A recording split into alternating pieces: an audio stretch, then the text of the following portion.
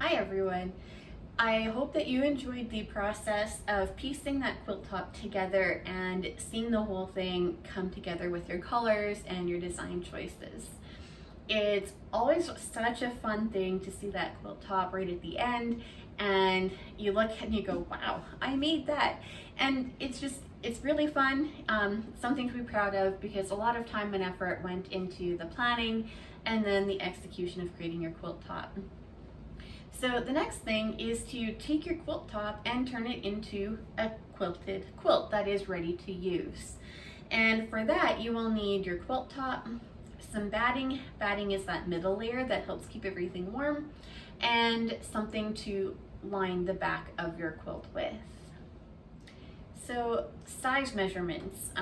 This is important because you want your backing, your batting to be a little bit bigger than your quilt top. And your backing should be about 10 inches larger, and your batting should be between 10 inches larger than the quilt top, and then the batting should be about 6 to 8 inches larger than your quilt top. And so from size, when you stack it from your top to bottom, or you're creating that quilt sandwich, you've got your smallest piece on top, which will be your quilt top. Your middle layer of batting is going to be a little bit bigger, and then your final layer, that backing, is going to be your largest layer altogether. Let's talk a little bit more about the backing. Your backing, whatever you choose, you do want to make sure that you press it out so that you don't have all of these wrinkles. When you are basting by hand and machine sewing the way that we are, if these wrinkles are in it, they're going to remain in it. When you wash everything later, it's all going to kind of maybe disappear to an extent, but you do want your backing to be as smooth and flat as possible when you go to start. The other options that you have for backing for materials, so this here is just cut out from a large, I believe, king size bed sheet. Entirely up to you, but you do need to make sure that you have pressed your fabric. And if you have chosen a print fabric for your backing, if it is not a large or wide print of fabric, then you will probably end up having to piece your widths or your fabric lengths together to get something that's large enough. So whatever you end up doing, just make sure that it is at least 10 inches bigger than your quilt top measurements. The next layer that we need to talk about is the batting layer, and this goes in the middle. It is the thing that adds the warmth to your quilt. There are multiple options. You can get them in polyester, you can get them in cottons, you can get them in wool, and a variety of poly and cotton blends as well. Different brands, choose whatever you have available to you for this. And then you can either buy it off a roll or you can buy it in a bag. So if you're purchasing from a bag, you do want to make sure on the bag that you are looking that 4-spot that's been checked off. The bags tend to be all the same, whether it's like a baby quilt or up to a king size quilt. You can maybe kind of tell the difference on how full that bag is with the batting, but there will be an X that marks off the spot kind of thing, and it will show you which batting size is within that bag, and it'll give you the dimensions for it as well. And pick the one that is closest to your quilt, making sure that the smallest number is at least 6 inches bigger than what you need for your quilt. So sometimes you do need to size up in batting. If you size down, then you're not going to have enough batting to fill out underneath your quilt. So your batting and your backing are kind of a couple things that you really can't skimp out on. And the last couple of things that you will need some painter's tape, and you will need some pins. So the painter's tape can help while you are potentially basting your quilt together. The pins, and if you can get the kind that have the curve to them, it makes it much easier when you're putting that pin through the top layer, through to the bottom, and then back up to the top and securing that. I also find that the larger the pin, the easier it is to work with too. The painter's tape will help in the quilting aspect. it is something that you can use to help lay out some grid work ideas on your quilt, and then you can sew along it to help you keep that straight line. And painter's tape doesn't stick too bad to the fabric, and so you can move it and reapply it quite a few times, and you won't have any damage to your quilt top whatsoever. Some other tools that may be helpful, and some of it just depends on how you intend to baste your quilt. So you could lay your whole quilt top out on the floor and try and either like kind of tape it down to the floor so things aren't moving around on you too much, or you can work with a table. And if you're working on a table, you need to choose a table with a surface that's really slippery and is not going to easily scratch. That will help a lot when you're putting those pins in. The other tool, if you're working with a table, is to have some large binder clips or clamps, anything that can help you kind of essentially hold your back fabric tightly to the table so it's not going to shift on you as you're working on basting your sandwich together. So a few different ways of going about it. You can kind of experiment with different options as you go, whether you think the floor is going to be easier for you or a tabletop. This is just a folding table that I've picked up. And the binder clips, they open up pretty wide and are a very secure hold. You can get those from any kind of office supply store, and make sure you grab the big ones for that. Or clamps work too from any kind of hardware store. So if you have that at home, the whole goal is to use as much of what you have at home as possible. So look around and see what will work for you first before you start going out and purchasing new things to make your quilt project. I have my backing all pressed out, so it's much smoother than it was before. And now I'm ready to move on to layering everything up so I can start basting it. So the first thing that I did was fold everything, fold it in half one way and then fold a half again the other way, so that way I have a quarter. And in my corner fold over here, I want to just take a pencil and just kind of lightly mark out a little X. So that way I know where approximately the center of my quilt backing is going to be. So if you're working from a print, you will have marked the wrong side of your fabric for this, because when you're laying everything out and you're working with a print on the back, you have to remember that that backing now is on the outside of your quilt when you're putting that together. If you get it wrong and you kind of have that, right sides together idea from when you were piecing, then the wrong side of your quilt backing is going to be on the outside of your quilt. So when you're sandwiching it, you do need to think of the layers that are going to be exposed when you're laying out each part for your quilt. So because I'm working with just a solid bed sheet, it really has no front or back. That doesn't matter. So I am going to just get this laid out now. There we go. Okay, so I did decide to lay it out the long way across my table. There's not much that hangs off on either side anyway. And I found the center of my quilt again for the backing, and I need to do the same thing now with my batting. Actually, before that batting, batting is pretty sticky to fabric, so what I'm going to do first is clamp down. Let's see here. Okay, looks like the only places I can clamp to my table seem to be just right on the ends. So my quilt batting is pretty much already still in quarters here from when I was cutting it to size. I'm just going to grab a little dry erase marker here so I can mark kind of that tip where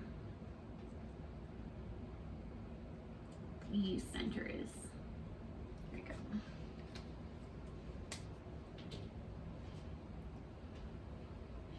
So with batting, sometimes there is a right and a wrong side for it.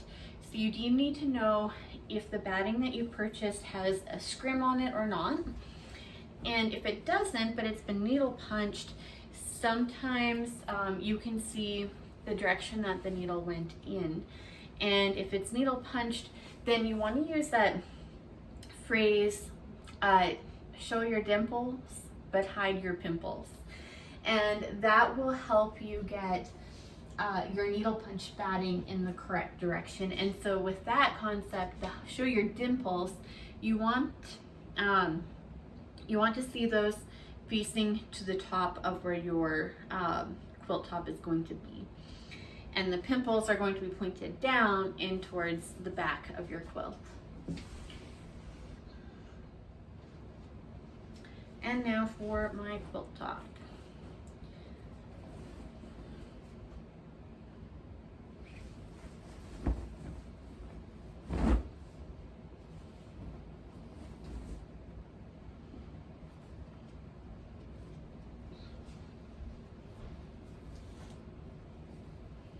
So my quilt top will be pretty easy to center since it kind of fits about 3 of my blocks through the center of the table, and then the 2 outer blocks kind of just sort of fold off. So this needs to come back this way. Sometimes you pull on one thing and it moves a little more than you want. But I am pretty happy with that. Okay, so I'm going to then now smooth all of this out.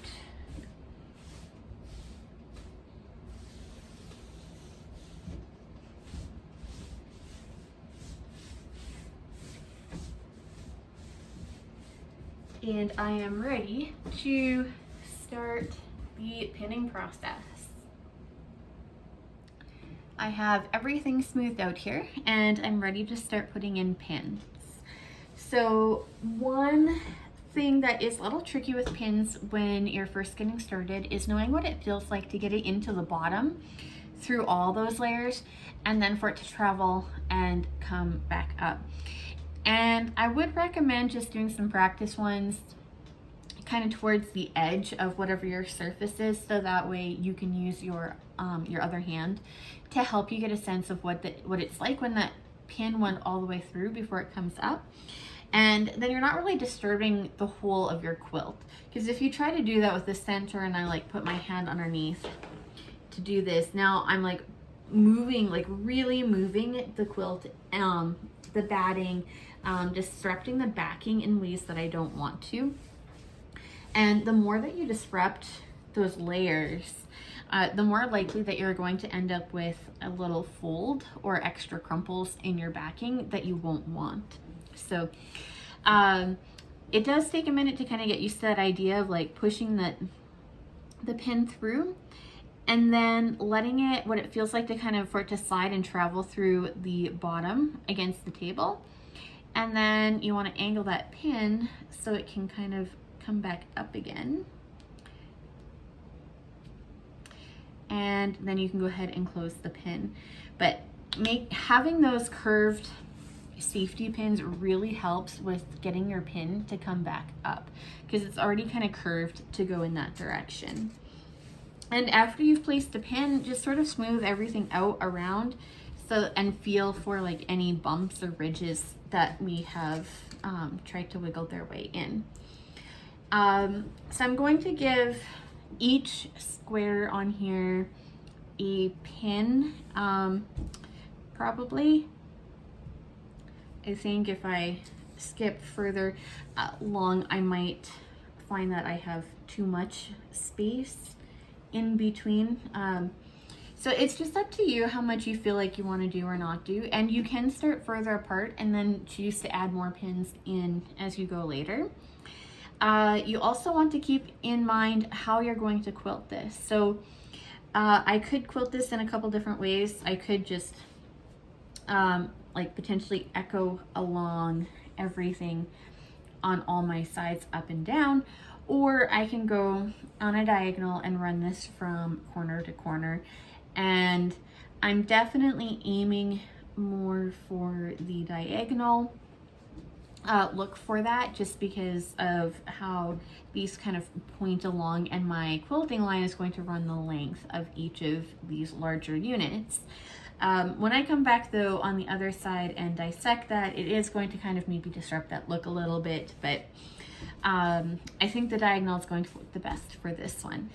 So you have to kind of decide what you want to do with yours, how you intend to quilt that, and then make sure that you remember your batting requirements for quilting, because often you can't have more than 5 inches of unquilted space. So if I went from here to here and only kind of crossed in some parts, I could have areas of batting that are just a little bit too open. And you don't want that when you go to wash your quilt later. Batting tends to kind of move in the wash, and the closer your quilting is together, the more secure your batting is going to be to stay where you want it to stay.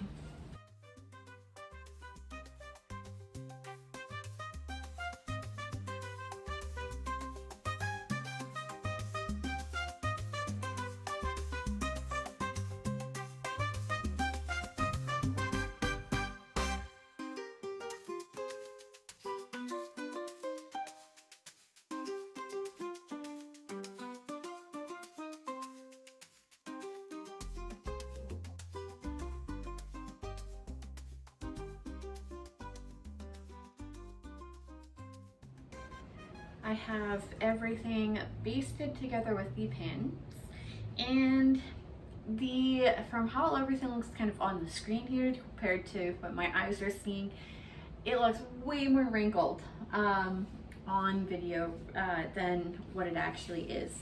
So there's not, it's a little bit loose, but not terribly, and that's pretty normal for basting with pins. It's really tough to get a super tight, smooth back. And the whole process reminded me why I have a long arm and why I prefer to use that. But for most, either hiring a long armer or owning a long arm can be a bit of an investment. So for your options kind of are this, using pins. You can also use a spray to help glue everything down, and certain materials work better with that spray than others, and from what I've kind of heard is that polyester doesn't work with spray basting, like kind of a light spray on glue, as well as like your kind of cotton battings. So it looks pretty good on the back. I am satisfied with how it turned out, and I'm satisfied with the front. It is well held together, and that is basically just what I want. So I can move it around, I can roll it, I can fold it, I can pretty much do anything with it now at this stage. Nothing's coming apart. It is going to stay just the way it is. And after this, the next thing is to begin quilting this on your sewing machine. Just like with basting and with the pins, and we wanted to start from the center and work our way out. When you're sewing, doing your quilting part on the machine, you also want to make sure that you're starting in the center and then working your way out as well. So things that you can do to help keep your quilt a little bit more organized, especially when it's larger, you can definitely roll your quilt up so that way it's much easier to handle as you're putting it through the machine. So I've got kind of a couple of spots that are sort of the center of my quilt, and they don't necessarily start with the corner. Because of the number of rows that I have, this isn't square, and ultimately these 3 are kind of the center patch of my quilt here.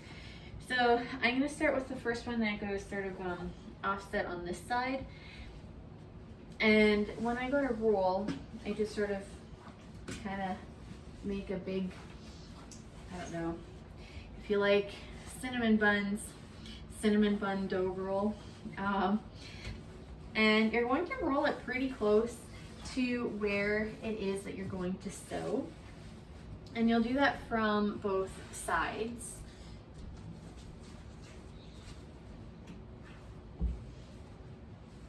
And kind of a strange one to roll just because it's not square. So kind of aim towards keeping your roll so it's fairly even to your diagonal line running across here.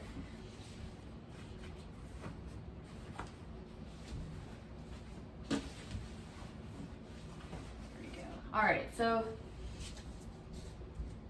I've kind of got this thing rolled up, and the nice thing with like basting, and the reason why we do it is so that way when we do start manhandling our quilt like this to get it quilted, you know, things are not moving around where you don't want them to. And at this point, then I would, if I was sitting at my sewing machine and my sewing machine was right here, I would line up from here and I would just start feeding it through forwards. And as I go through and I'm stitching it, I do kind of want to make sure that, you know, things are sort of flattened out as I go. And this is the other part too where our painter's tape can come in handy, and that can help with these diagonal lines because some of them are just a little bit long to eyeball your straight line. So I'll show you some options with painter's tape next. I have a wide roll of painter's tape, and even with this, you can make some pretty cool designs. And you can use the width of the tape to kind of mark that distance of quilting in between each of your lines. But for this, I am going to kind of line it up on my fabric here and a little bit off. And my goal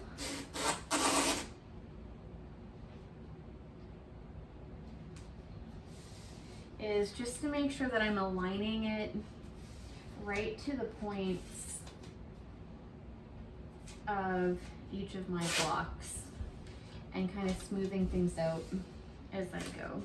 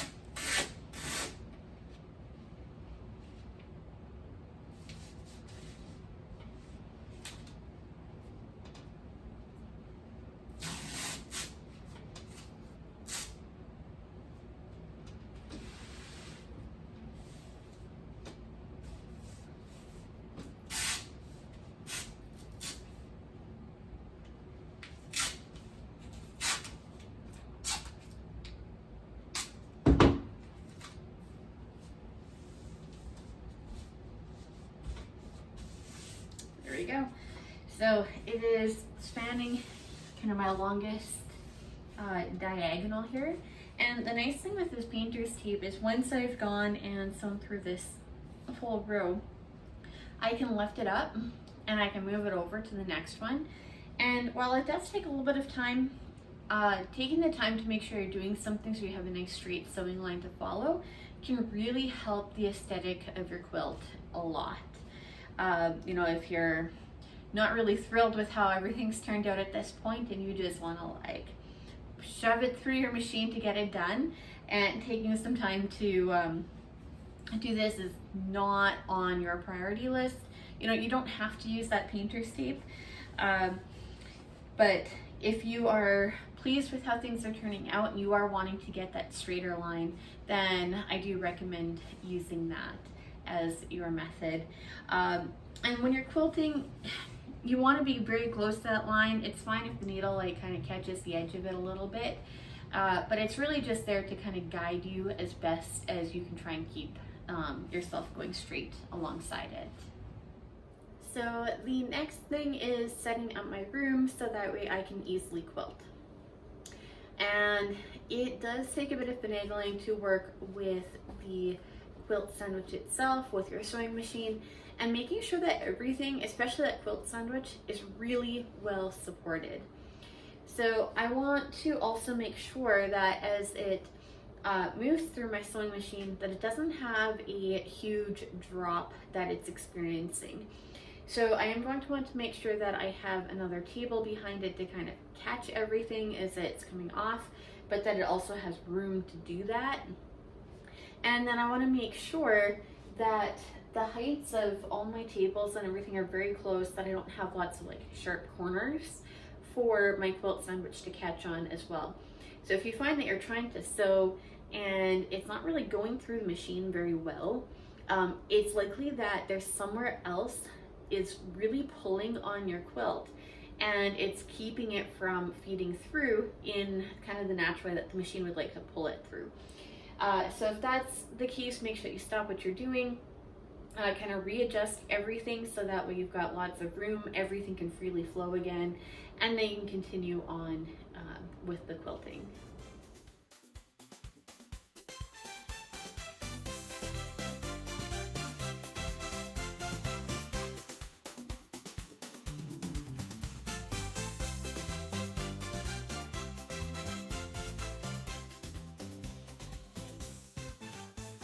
I did a few things to get my machine ready for the quilting process that are just a little bit different than the piecing process. So one of them is switching out my needles. I opted to put in a 90-14 needle, which is just a little bit bigger than the 80-12. And I don't really change up my thread for my machine quilting. I could probably use a heavier weight thread, but it's fine for what I'm doing. The other thing that I do that helps is I wind up a whole bunch of bobbins. And in the quilting process, you'll go through quite a few of them.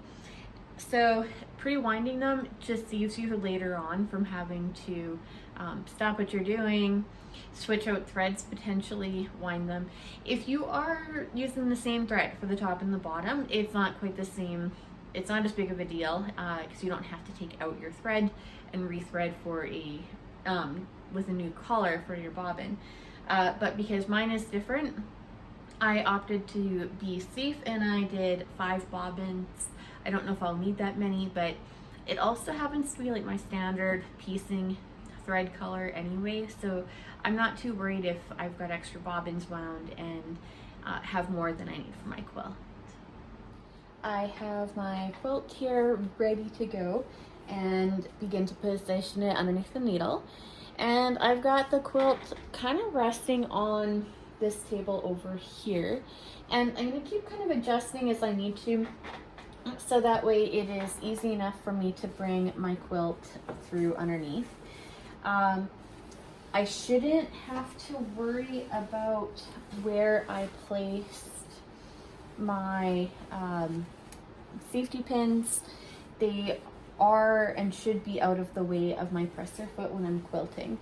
And one of the other things too is trying to kind of get your quilt positioned so that way it's, you know, as weightless as possible for it to move through here. There's a lot going on underneath that needle, and you want, as much as you can help your quilt, to be free to move. So sometimes that means kind of tossing part of the quilt over your shoulder. Sometimes it's, you know, having things resting on tables. And you'll know, as soon as you meet some resistance, you'll know that something isn't quite free-flowing the way you want it to be, and you'll have to come up with a way that works for you in order to support that quilt so that way it can freely move through your machine.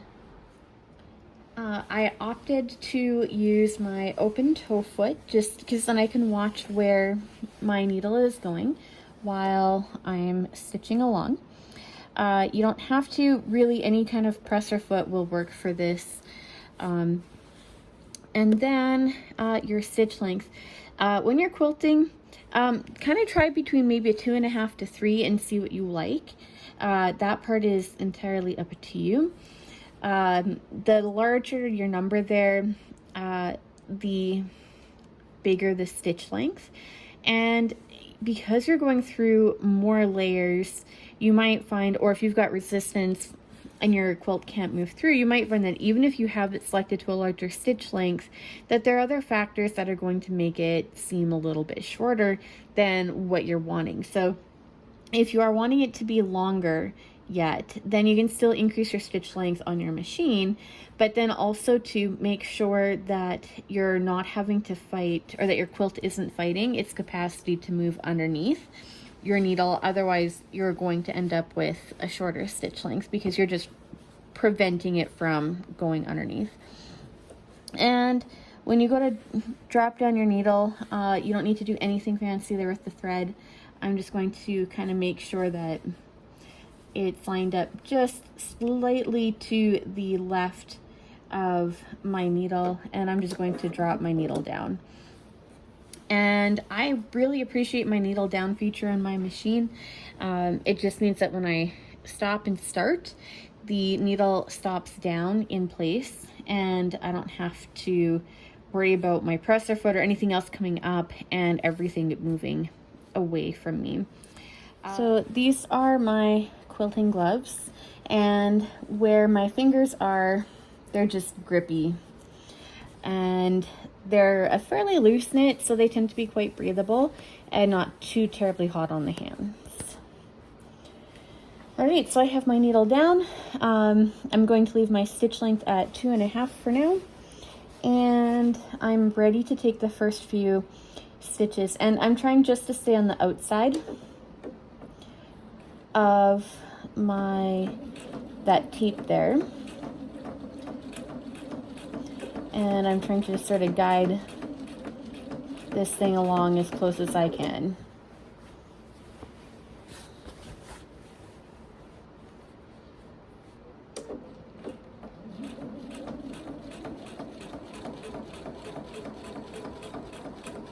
For the most part, let the machine just do most of the work for you.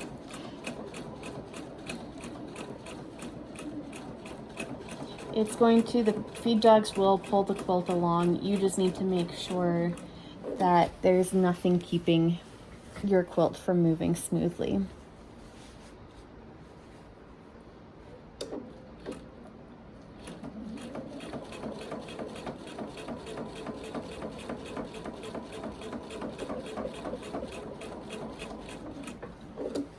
And kind of as I go, sometimes some parts of the quilt get a little bit kind of mushed together and crumpled up.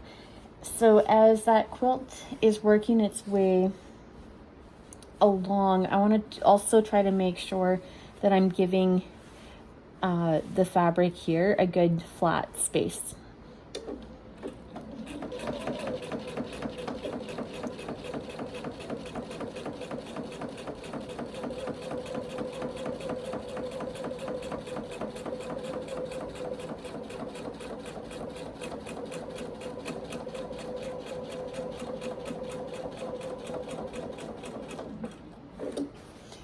And that's pretty much at this stage all there is to it. So it requires a little bit of patience, some slow going. You definitely don't want to be stitching fast. If you have a speed regulator on yours, I recommend finding a spot where you can press your presser foot down all the way and it is kind of controlled and stopped. I think I'm about maybe a third. Oh, it's not going to show up my speed there. I'm about a third of the way for my speed, and that's a comfortable pace for quilting this. It keeps me from going too fast. I can go slower if I want to. So that's about it. So you can go ahead and try on your quilt. Now that you've seen the whole process of basting the quilt and then starting to quilt it, you're ready to give it a try with your own quilt. So a few things that you're going to need now at this stage, and hopefully you've watched your video ahead of time before going and purchasing some things that you thought you might needed but weren't really sure. So just to kind of recap, you want your backing to be at least 10 inches bigger than your quilt top. You want your batting to be between 6 to 8 inches larger than your quilt top. You might want to purchase a larger needle for quilting. You might want different thread for your quilt top, or thread that matches to the back and the top of your quilt better. Quilting gloves. You know, even if you haven't tried, I strongly recommend using them or something like it that is going to allow you to grip that fabric. It makes a huge difference through your neck and your shoulders and just your overall level of enjoyment, not having to fight quite so hard with your quilt. So it might be one of those things that at this point you're going, I don't know if I really need that. You do, and you will be really glad that you had them, that you don't have to go back out and make an additional trip for them when you start to find that it is really challenging to get your quilt underneath your machine. When you have your quilting finished, and you've got a couple of weeks for that, the next step is going to be putting on that binding. And your binding fabric can be either the same as what you've done for your backing or something else that matches your quilt, the top.